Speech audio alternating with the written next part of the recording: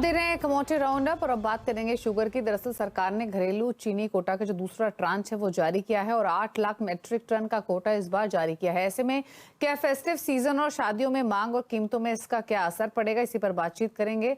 हमारे साथ हैं एग्री मंडी के को फाउंडर और डेप्यूटी सीईओ हेमंत शाह। हेमंत जी नमस्कार, स्वागत है आपका। तो कल मंत्रालय ने ये दूसरा कोटा जारी किया है। अब अगर हम फेस्टिव सीजन की ही बात करें तो किस तरीके की डिमांड अब तक रही है, कैसी डिमांड एक्सपेक्टेड है और जो ये मूव लिया गया है क्या ये उस एक्सपेक्टेड डिमांड को मीट करने के लिए पर्याप्त होगा? जी नमस्ते दीपाली जी। पहले तो आप सभी को, आपकी पूरी टीम को और हमारे सारे दर्शकों को नए साल की बहुत बहुत शुभकामनाएं।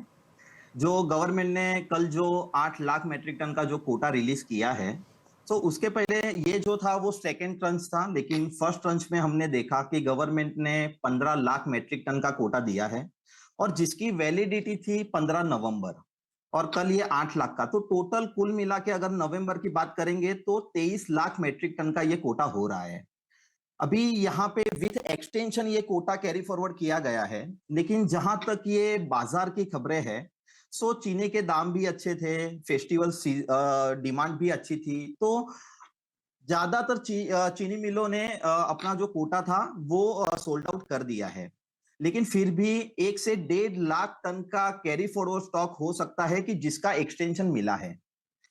अक्टूबर में हमने देखा है कि 29 लाख मेट्रिक टन का कोटा था, उसके सामने नवंबर का अगर टोटल देखेंगे तो 23 लाख मेट्रिक टन का ही कोटा है। सो डिमांड के हिसाब से ये कोटा कम जरूर है, लेकिन यहाँ पे गौर करने की और एक बात है कि जैसे महाराष्ट्र और कर्नाटका में crushing season, all over India में क्रशिंग सीजन चालू हो गया है, लेकिन महाराष्ट्र और कर्नाटका में कई मिल वाले कोटा फॉलो नहीं कर पाते हैं, कि जिसकी वजह से एक्स्ट्रा सप्लाई भी मार्केट में आता है।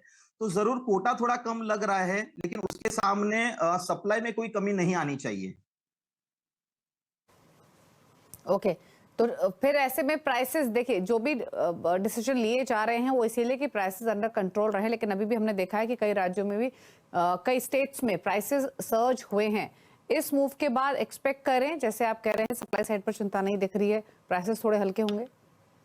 ये जी बिल्कुल, क्योंकि जैसे ही कल ये 8 लाख मेट्रिक टन का जो कोटा जब अनाउंस हुआ, उसके बाद में ओवरऑल मार्केट जो है वो 25 से 30 रुपया प्रति क्विंटल मार्केट बढ़ चुका है और अभी भी हमें ऐसा लगता है कि और 20 से 25 रुपया मार्केट बढ़ सकता है। लेकिन जैसे मैंने आपको बताया कि कई मिल वाले जो एक्स्ट्रा फॉलो नहीं करते हैं कोटा, कि जिससे सप्लाई जो है मार्केट में एक्स्ट्रा आ जाता है, तो उसकी वजह से हमें ये लगता है कि कोल्हापुर मार्केट जो है वो S30 3600 3650 के रेंज में ही रहेंगे। ओके, अच्छा, अब एक चीज और आपसे पूछना चाहेंगे। चलिए, तो एक नियर टर्म आउटलुक की बात हुई, लेकिन हम थोड़ा सा ब्रॉडर आउटलुक समझना चाहे, कंसीडरिंग इस साल का जो शुगर प्रोडक्शन है वो कम रहने की एक्सपेक्टेशंस हैं, तो ऐसे में प्राइसेस अगर थोड़ा सॉफ्ट हुए भी तो मेंटेन होंगे या फिर on a longer picture prices higher side पर ही दिख रहे हैं? जी देखिए, ओवरऑल अगर हम शुगर के प्राइजेस की बात करेंगे तो शुगर का क्रशिंग सीजन जो है अभी नवंबर से चालू हो गया है। अब तक जो है ऑल ओवर इंडिया में 220 शुगर फैक्ट्रीज के क्रशिंग चालू हो गया है, जो जिसमें प्रोडक्शन निकलना चालू हो गया है। कमिंग 1 से 2 वीक में ऑल ओवर इंडिया पूरा फुल फ्लेज में क्रशिंग सीजन चालू हो जाएगा।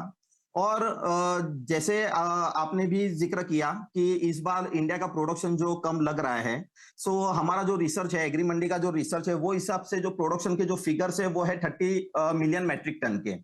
ये क्रशिंग सीजन जो चालू रहेगा वो जनवरी तक रहेगा, ऐसा एक्सपेक्टेड किया जा रहा है। और तब तक हमें ये लगता है कि प्राइसेस जो है वो कंट्रोल में रहेंगे या फिर थोड़ा बहुत करेक्ट भी हो सकते हैं डिमांड सप्लाई के हिसाब से। लेकिन अगर जनवरी के बाद अगर देखेंगे तो शुगर के प्राइसेस में हम लोग अपसाइड देख सकते हैं।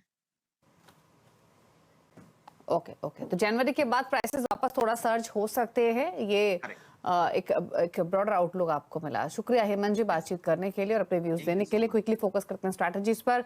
अमित, एग्री बास्केट से कोई ट्रेड आप लेना चाहेंगे?